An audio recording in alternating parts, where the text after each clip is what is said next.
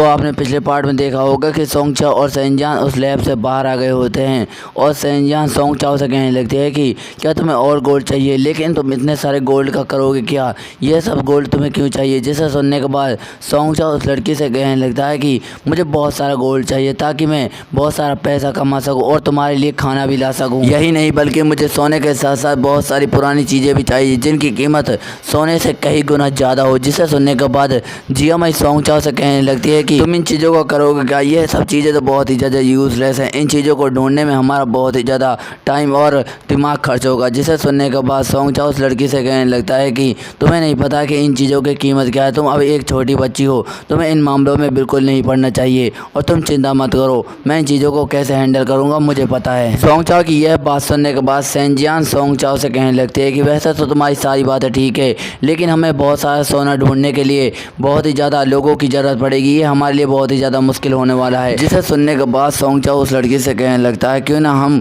खाने के बदले में उन लोगों से सोना खरीद ले। जिसे सुनने के बाद वह लड़की सोंग चाओ से कहने लगती है क्या तुम मजाक कर रहे हो, खाने के बदले में सोना लेना यह कितना बेकार है, वह लोग हमारे ऊपर हंसेंगे, अब तो सिर्फ एक ही आइडिया है। जिसे सुनने के बाद सोंग चाओ से कहता है बताओ मुझे क्या है, और वह लड़की कहने लगती है कि चलो मेरे साथ। फिर इसके बाद हम देखते हैं कि वह लड़की सोंग चाओ को एक पुरानी सी जगह पर ले आई होती है और हम वहाँ पर एक आदमी को देखते हैं। वह कहने लगता है कि आपका स्वागत है मेरी दुकान में, आपका बहुत बहुत शुक्रिया आने के लिए यहाँ। और वह कहने लगता है कि मुझे लगा नहीं था कि ईस्टर्न सिटी की ट्विन गर्ल्स मुझसे मिलने के लिए यहाँ पर आएंगी और मेरे सामान को खरीदेंगे, यह तो मेरे लिए बहुत ही ज़्यादा प्राउड की बात है, बताओ तुम्हें क्या चाहिए। जिसे सुनने के बाद वह लड़की उस आदमी से कहने लगती है कि तुम बेकार की बातें करना बंद कर दो और मुझे जो चाहिए उसे खरीदने दो। जिसे सुनने के बाद वह आदमी कहता है कि हाँ ठीक है। और हम देखते हैं कि सोंग चाओ को उसकी बातें बिल्कुल भी समझ नहीं आ रही होती है और वह जिया मई से पूछने लगता है कि यहाँ पर क्या हो रहा है और हम कौन सी जगह पर आ गए हैं। और हम देखते हैं कि वह लोग गुलामों के बाजार में आ गए होते हैं और जिया मई कहने लगती है कि यह गुलामों का मार्केट है और यहाँ हम गुलाम खरीदने आए हैं। जिसे सुनने के बाद सोंग चाओ पूरी तरह से हैरान हो जाता और कहता है क्या गुलाम। और हम देखते हैं कि वहाँ पर बहुत सारे गुलाम होते हैं और सेंजान उस आदमी से कह रही होती है कि मुझे तुमसे 12 लोग खरीदने हैं, जिनमें से तो 8 पुरुष होने चाहिए और 4 महिलाएं होनी चाहिए और वह बहुत ही ज़्यादा मेहनती और लड़ने में माहिर होने चाहिए। जिसे सुनने के बाद वह आदमी सेंजान से कहने लगता है कि ठीक है, ये सब लोग तो तुम्हें मिल जाएंगे, लेकिन इन लोगों को खरीदने के लिए बहुत सारा पैसा लगेगा। जिसे सुनने के बाद सेंजान कहती है ठीक है, इन्हें हमारी गाड़ी में बिठा दो। और हम देखते हैं कि उन लोगों ने उन गुलामों को खरीद लिया होता है और हम देखते हैं कि वह उन गुलामों को गाड़ी में ले जाकर वहाँ से जाने लगते हैं। और सोंग चाओ कहने लगता है कि हमने बाजार से बहुत सारे गुलामों को खरीद लिया है और सेंजान इन्हें अपनी टीम में शामिल करना चाहती है ताकि वह बहुत सारे खजाने को ढूंढ सके और वह अपने इलाके में एक बहुत बड़ी आर्मी को तैयार कर सके। और हम देखते हैं कि सोंग चाओ उनको देखने लग जाता है और अपने मन में सोच रहा होता है कि जब से ये लोग गाड़ी में बैठे हैं इन्होंने एक शब्द नहीं कहा है। और वह उन लड़कियों को देखने लग जाता है और उनसे पूछता है कि ये लोग चुप क्यों हैं। और वह लड़की बताती है कि जब कोई इंसान जिंदगी और मौत के कगार पर खड़ा हो तो वह चुप रहता है। और वह लड़की बताने लगती है कि जब इन लोगों को गुलाम बनाया जाता है तो इनके गले में एक बॉम्ब को फिट कर दिया जाता है ताकि ये कुछ बोल ना सके, अगर इन्होंने कुछ बोलने की कोशिश की तो ये मारे जाएंगे। और सोंग चाओ उस लड़की से कहने लगता है मुझे लगता है कि तुम्हें गुलामों से बहुत ही ज़्यादा नफरत है। जिसे सुनने के बाद वह लड़की कहती है कि तुमने सही कहा, मुझे गुलामों से बहुत ही ज़्यादा नफरत है, लेकिन इसका यह मतलब नहीं कि मैं उनके साथ बहुत ही बुरा व्यवहार करने वाली हूँ। और उन लड़कियों की बातें सुनने के बाद सोंग चाओ थोड़ा सा चुप हो जाता है और उन लड़कियों से कहने लगता है कि अब हम क्या करने वाले हैं। और सेंजान उससे कहने लगते हैं कि अब हम अपने अड्डे पर जाने वाले हैं और हमारा खुफिया अड्डे पर हम इन सारे गुलामों को रखने वाले हैं और मुझे लगता है कि तुम्हें भी जाना होगा खाना खरीदने के लिए और तुम्हें जो चाहिए मैंने वहाँ सारी चीज़ों को रख दिया है, तुम्हारे जाने के बाद मैं इन सारे गुलामों को आज़ाद कर दूंगी। जिसे सुनने के बाद सोंग चाओ हैरान हो जाता है और सेंजान से कहने लगता है कि क्या तुम सारे गुलामों को आज़ाद कर दोगी, क्या तुम मुझसे मजाक कर रही हो, मुझे लगा नहीं था कि तुम यह करने वाली हो। जिसे सुनने के बाद वह लड़की हंसने लग जाती और कहती है कि तुम्हें मेरे बारे में अब भी कुछ नहीं पता। और हम देखते हैं सेंजान कहने लग जाते हैं कि हम अपने पते पर पहुंच गए हैं और हम देखते हैं कि वे एक एरिया के पास पहुंच गए होते हैं और उस एरिया के पास अपने गाड़ियों को खड़ी करने के बाद उस जगह को देखने लग जाते हैं। और हम देखते हैं कि सोंग चाओ कहने लगता है कि यह तो वही जगह है जहाँ पर मैं पहली बार आया था। और सिया मई भी कह रही होती है कि हाँ तुमने सही कहा, हमने तुम्हारे जाने के बाद इस घर को बहुत ही ज़्यादा खोजा और हमने यहाँ पर बहुत सारा खजाना इकट्ठा कर लिया। जिसे सुनने के बाद सेंजान कहने लगती है कि वह सही कह रही है, हमने यहाँ पर बहुत सारा खजाना इकट्ठा कर लिया है, अब हम इस खजाने को निकालने वाले हैं। और हम देखते हैं कि वह गेट को खोल छोड़कर वहाँ से बाहर निकलने लगती है और उन गुलामों से कहने लगती है कि सभी लोग, और हम देखते हैं कि यह सुनने के बाद सभी लोग वो उस गाड़ी से बाहर निकलने लगते हैं और वह लड़की कह रही होती है कि अब तुमने बहुत ही ज़्यादा आराम कर दिया, अब तुम्हारे काम करने का टाइम आ चुका है। और सैनजान उन लोगों से कहने लगते हैं कि अंदर जो बक्से पड़े हैं तुम्हें उन बक्सों को सारे इस ट्रक में भर देना है। और सैनजान अपनी बहन से कहने लगती है कि सियामा ज़रा ध्यान से सुनो, तुम्हें इन महिला को लेकर जाना है और कोई गड़बड़ हो तो मुझे ज़रूर बताना। जिस सुनने के बाद सियामा कहती है कि ठीक है सिस्टर। और सैनजान सोंगचाओ से कहने लगती है कि सोंगचाओ तुम मेरी बात को ध्यान से सुनो, यहाँ पर बहुत सारी चीज़ें हैं, तुम्हें अपने सोने को रख लेना है और यहाँ पर कोई भी गड़बड़ नहीं करनी। अगर तुमने गड़बड़ करने की कोशिश की तो तुम्हारे साथ अच्छा नहीं होगा। जिसे सुनने के बाद सोंगचाओ पूरी तरह से हैरान हो जाता है और कहता है कि तुम ये क्या कर रही हो। और हम देखते हैं कि सैनजान उन सभी गुलामों से कहने लगती है कि तुम सब लोगों को घबराने की कोई भी ज़रूरत नहीं है, तुम वेस्टर्न सिटी की ट्विन गर्ल्स के गुलाम बन चुके हो। जिसे सुनने के बाद एक बुड्ढा वहाँ से जाते हुए कहने लगता है कि ये सब भी वैसे ही लोग हैं जैसा कि मैंने सोचा था। जिसे सुनने के बाद एक लाल बालों वाला बंदा कहता है कि तुम ये सब क्या कह रहे हो। और हम देखते हैं कि वहाँ पर एक और आदमी खड़ा होता है, वह कहने लगता है कि ये लोग हमारे साथ गुलामों जैसा व्यवहार करने वाले हैं और हमसे अच्छा खासा काम कराएंगे, ये हमें कचरा समझते हैं। और वह कहने लगता है कि हम सब लोग इनके लिए कचरे के जैसे हैं, अगर हमने कोई काम नहीं किया तो ये हमें आसानी से मार देंगे। और वह कहने लगता है कि हमारे जो गर्दन में बॉम्ब फिट है इसकी वजह से हम इन लोगों के खिलाफ बोल भी नहीं सकते। जिसे सुनने के बाद वह लड़की बहुत ही ज़्यादा गुस्सा हो जाती है और वह उससे कहने लगती है तुम्हारे कहने का क्या मतलब है, तुम्हें क्या लगता है कि तुम इन लोगों को बेतुकी बातें कहकर मेरे खिलाफ भड़का सकते हो। जिसे सुनने के बाद वह आदमी कहता है कि तुम क्या मुझे डराना चाहती हो। और वह लड़की कहने लगती है कि मैं तुम लोगों को जल्दी आज़ाद कर दूंगी। जिसे सुनने के बाद सभी लोग हैरान हो जाते हैं और वह उनमें से कहने लगते हैं कि क्या वह सच कह रही है, क्या वह हमारे साथ मजाक करना चाहती है। और वह कहने लगते हैं कि अगर वह लड़की हमें आज़ादी करना चाहती है तो उस लड़की ने हमें खरीदा क्यों। और हम देखते हैं कि सैनजान उन लोगों से कहने लगती है कि मैं तुम लोगों के साथ बिल्कुल भी मजाक नहीं कर रही है, मैं तुम सब लोगों को आज़ाद कर दूंगी और तुम लोगों को मैं काम भी दूंगी, लेकिन अगर तुम लोग मेरे लिए काम नहीं करते तो तुम्हें बिल्कुल भी फ्री में खाना नहीं मिलने वाला। जिसे सुनने के बाद एक आदमी सैनजान से कहने लगता है कि तुम हमसे करवाना क्या चाहते हो। जिसे सुनने के बाद सैनजान उस आदमी से कहने लगती है कि तुम्हें यह जानने की कोई भी ज़रूरत नहीं। और हम देखते हैं कि सैनजान उन सभी लोगों से कहने लगती है कि जो लोग मेरे साथ काम करना चाहते हैं वह मुझसे हाथ मिला सकते हैं, लेकिन जिन लोगों को यहाँ से जाना है वह यहाँ से जा भी सकते हैं। जिसे सुनने के बाद सभी लोग हैरान हो जाते हैं। फिर इसके बाद हमें सोंगचाओ को दिखाया जाता है जो सोने को देखकर बहुत ही ज़्यादा हैरान हो रहा होता है और सोंगचाओ कहने लगता है कि यह तो बहुत सारा सोना। जिसे सुनने के बाद जिया मई कहती है कि मैंने इस सोने को ढूंढने में बहुत ही ज़्यादा मेहनत की है, तुम्हें मेरा शुक्रिया करना चाहिए। जिसे सुनने के बाद सोंगचाओ से कहता है कि तुम्हारा बहुत बहुत शुक्रिया। और हम देखते हैं कि वहाँ पर बहुत सारा सोना होता है और सैनजान सोंगचाओ से कहने लगते हैं कि यहाँ लगभग 23 किलो सोना है और यहाँ पर बहुत सारे पुराने ज़माने के हीरे जवाहरात भी मौजूद है। जिसे सुनने के बाद सोंगचाओ बहुत ही ज़्यादा खुश हो जाता है और वह लड़की बताने लगती है कि चलो तो इस सारे सोने को तुम्हारे लिए मैं बक्सों में भर देती हूँ ताकि तुम यहाँ से जा सको। जिसे सुनने के बाद सोंगचाओ उससे कहने लगता है कि मैंने आज तक इतना सारा सोना नहीं देखा, तुम्हारा बहुत बहुत शुक्रिया। और वह सोने को भरते हुए कहने लगता है कि बताओ कि मैं तुम्हारे लिए इस सोने को बेचकर क्या लाऊं। जिसे सुनने के बाद सैनजान पूरी तरह से हैरान हो जाती है और जिया मई खुश होते कहती है कि तुम मेरे लिए बीफ ले आना और मेरे लिए अंडे भी लाना। और वह लड़की कहने लगती है कि तुम मेरे लिए मशरूम और हरी सब्जियां ले आना ताकि मैं अच्छी खासी सब्जी बनाकर उसे खा सकूं, जैसा कि हमने पिछली बार बनाकर खाया था। जिसे सुनने के बाद सोंगचाओ पूरी तरह से हैरान हो जाता है और वह मुंह बनाकर कहने लगता है कि इन लोगों की कैसी अजीब अजीब डिमांड होती हैं। और वह खुश होते उन लोगों से कहता है कि चलो तो मैं यहाँ से चलता हूँ, तुमने जो चीज़ें मुझे मंगवाने के लिए कही थी मैंने उन सारी चीज़ों को नोट में लिख लिया, तुम्हें घबराने की कोई भी ज़रूरत नहीं है, मैं जब यहाँ पर आऊँगा तो तुम्हारे लिए सारी चीज़ों को ले आऊँगा। और सैनजान सोंगचाओ से कहने लगती है कि तुम अपना ध्यान रखना और अच्छी तरह से जाना, मैं तुम्हारी टीम का ध्यान रखूँगी। और सोंगचाओ अपने मन में सोचने लग जाता है कि मैंने इस बक्से में बहुत सारा सोना रख रखा है, लेकिन इसके बावजूद भी इस बॉक्स की वजह से मुझे बिल्कुल भी वजन नहीं लग रहा है। ऐसा लग रहा है कि यहाँ की फ्यूचर टेक्नोलॉजी तो बहुत ही ज़्यादा कमाल की है, ऐसा लगता है कि जैसे मैं इसमें और भी ज़्यादा सोना भरकर यहाँ से ले जा सकता हूँ। और हम देखते हैं कि यह सब सोचने के बाद सोंगचाओ वहाँ से जाने लगता है और उस उस लड़के से कहता है अच्छा तो मैं यहाँ से चलता हूँ। और जियामई वहाँ से जाते हुए उसे देख रही होती है और अपनी बहन से कहने लगती है कि सिस्टर का आप उसे ऐसे ही जाने देंगे, क्या आप उसका पीछे नहीं करने वाली। जिसे सुनने के बाद उसकी बहन कहने लगती है कि तुम्हें इसके बारे में चिंता करने की कोई भी ज़रूरत नहीं है, वह अब हमारा साथी है और हमें उस पर भरोसा रखना होगा और हमें उसका सम्मान भी करना चाहिए। और इसके बाद सेंजान अपनी बहन से कहती है कि चलो सियामई यहाँ से चलते हैं, हमें उन लोगों को इनाम देना होगा जिन्हें हम यहाँ पर लाए हैं। जिसे सुनने के बाद सियामई पूरी तरह से हैरान हो जाती है और वह मुँह बनाते हुए कहती है कि तुम्हारे कहने का क्या मतलब है सिस्टर।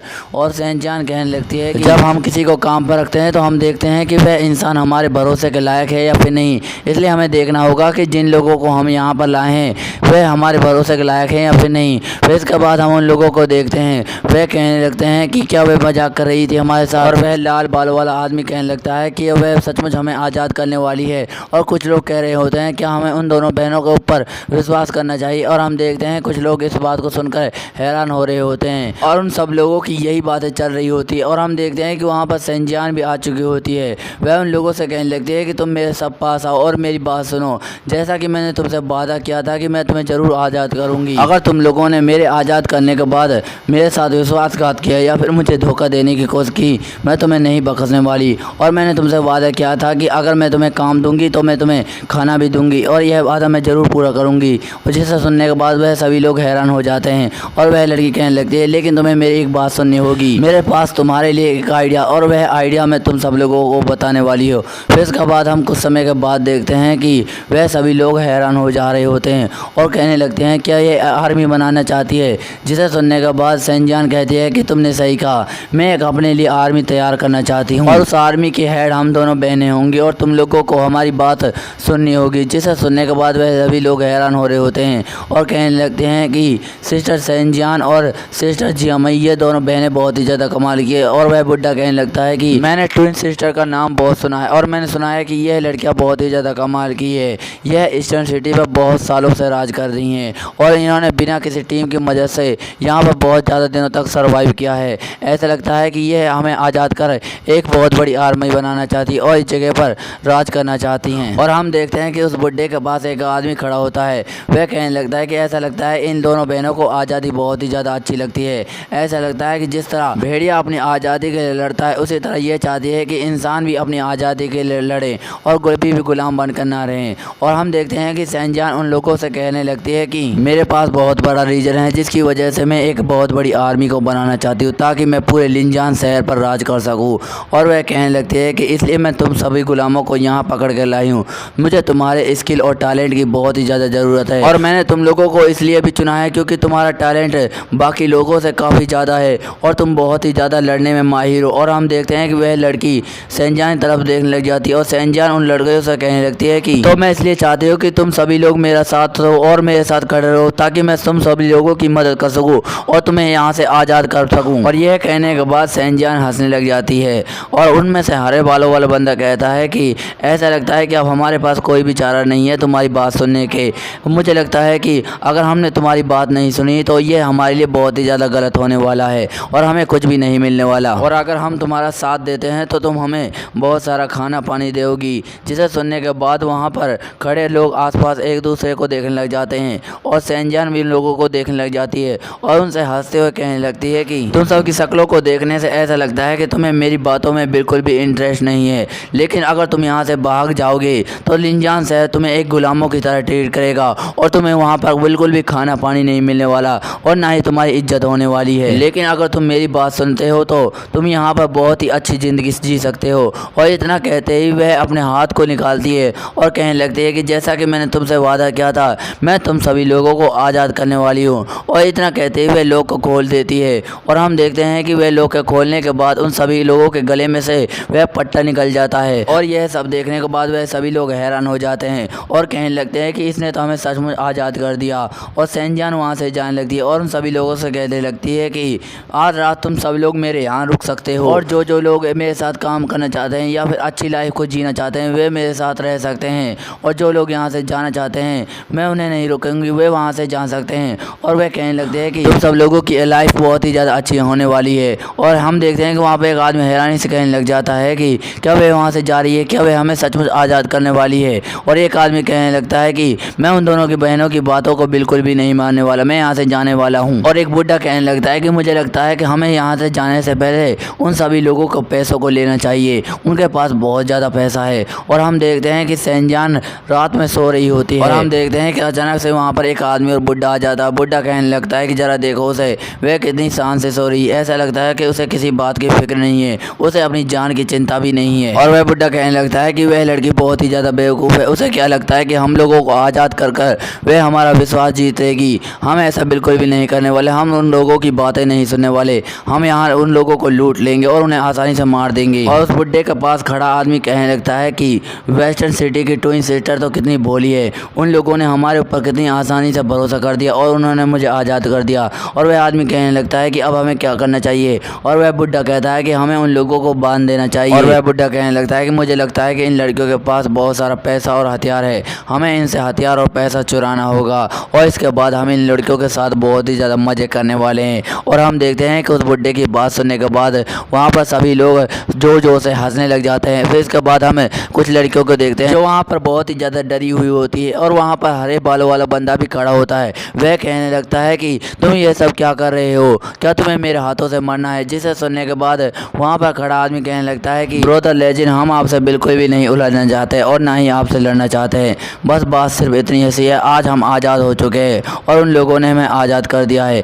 इसलिए हम उन लोगों को अपनी आज़ादी के बदले में उन्हें कुछ देना चाहते हैं ताकि उनको जीवन में कुछ सीख मिल सके। जिसे सुनने के बाद लेजेंड नाम के बंदे को बहुत ही ज़्यादा गुस्सा आता है और कहता है कि ये तुम क्या बोल रहे हो, जो हाथ तुम्हें खिलाना चाहता है उसी हाथ को तुम काट देना चाहते हो, तुम्हें यह बात कहते हुए बहुत ही ज़्यादा शर्म आनी चाहिए। और वह बंदे कहने लगते हैं कि ब्रदर, हमने तो आपसे पहले ही कहा था ऐसा कुछ भी नहीं होने वाला, हम आपसे बस एक फेवर चाहते हैं। जिसे सुनने के बाद वह आदमी उन लोगों को घूर घूर कर देखने लग जाता है और अपने मन में कहता है कि मुझे लगता है कि ये मेरी बातों से बिल्कुल भी नहीं मानने वाले।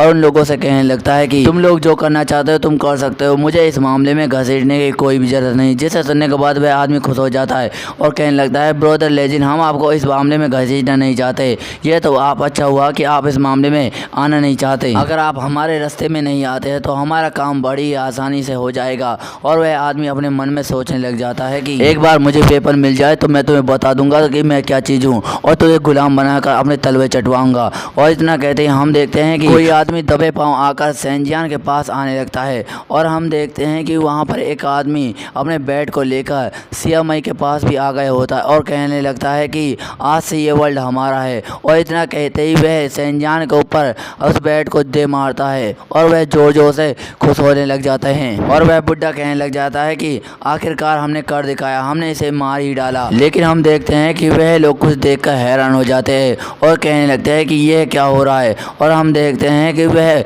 उस लड़की का एक इल्यूजन होता है, उसे देखकर वह आदमी पूरी तरह से हैरान हो जाता है और कहने लगता है कि यह तो होलोग्राफी प्रोजेक्शन है, हमें यहाँ से भागना होगा, यहाँ पर कुछ तो गलत हो रहा है। और इतना कहते ही उस आदमी के गले में एक लेजर लाइट लग जाती है और उस आदमी की हालत ख़राब हो जाती है और उसकी गर्दन में एक कट लग गया होता है और वह आदमी वहीं पर ढेर हो जाता है। जिसे देखने के बाद सभी लोग हैरान हो जाते हैं और हम देखते हैं कि यह गोली सैनजान ने चलाई होती है। और वह उन लोगों से कहने लगती है कि तुम्हें क्या लगता है कि मैं तुम लोगों को आज़ाद करने के बाद क्या तुम लोग मुझे आसानी से मार सकते हो, तुम लोगों ने मेरी आज तो नींद ही ख़राब कर दी। और हम देखते हैं कि जो आदमी सियामई को मारने जा रहा होता है वह आदमी बहुत ही ज़्यादा डरने लग जाता है और हम देखते हैं कि सियामई ने उसका बैट पकड़ लिया होता है और उसका बैट पकड़ते हुए अपनी आंखें को खोल लेती है और उसकी तरफ मुस्कुराने लग जाती है। और वह उस आदमी से कहती है तुम्हें क्या लगता है घटिया आदमी कि तुम हम लोगों को मार पाओगे। और हम देखते हैं कि एक आदमी बहुत ही ज़्यादा परेशान हो रहा होता है और हम देखते हैं कि यह वही आदमी होता है और वह कहने लगता है कि उन लोगों को इतनी देर क्यों लग रही है।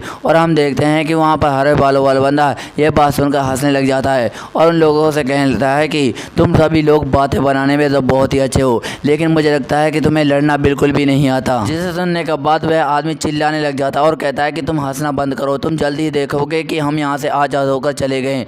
लेकिन हम देखते हैं कि उन लोगों के सामने एक आदमी की लाश आकर गिरती है और हम देखते हैं कि वहाँ पर सैनजान आ गई होती है। वह कहने लगते हैं कि मैं टोटल 12 गुलाम लाए थे, जिनमें से 6 लोगों ने मुझे मारने की कोशिश की है, लेकिन उनमें बिल्कुल भी दिमाग नहीं है। अब वह लोग इस गलती को करने के बाद बहुत ही ज़्यादा पछताने वाले। और सैनजान कहने लगते हैं कि ऐसा लगता है कि उन लोगों को बहुत ही जल्दी आज़ादी चाहिए थी, जिसकी वजह से उन लोगों ने मुझे मारने की हिम्मत की है। अब वह लोग नहीं बचने वाले। और हम देखते हैं कि सिया मई उन लोगों के सामने कुछ सिक्के फेंकती है और जिसे देखकर वह सभी लोग हैरान हो जाते हैं और कहने लगते हैं कि इन सिक्कों पर तो मार्किंग हुई पड़ी है। और हम देखते हैं कि वह हरे वाला बंदा कहने लगता है कि ज़रा देखो, अब ये ख़त्म होने वाला है। जिसे सुनने के बाद सैनजान कहती है कि हाँ, तुमने बिल्कुल भी सही कहा। और वह कहती है कि सभी लेडीज़ और जेंटलमैन तैयार हो जाओ, अब तुम लोगों को मेरे हाथों से मरने से कोई भी नहीं बचा सकता। और हम देखते हैं कि वह उसके ऊपर गन को तान देती है। और दोस्तों, इसी के साथ हमारा यह मानवा भी एंड हो जाता है। दोस्तों, आपको यह मानवा पसंद आया तो कमेंट में ज़रूर बताना। आपको वीडियो थोड़ी सी भी अच्छी लगी तो वीडियो को लाइक एंड चैनल पर नए हो चैनल सब्सक्राइब कर दीजिए। मिलते हैं अगली वीडियो में। धन्यवाद।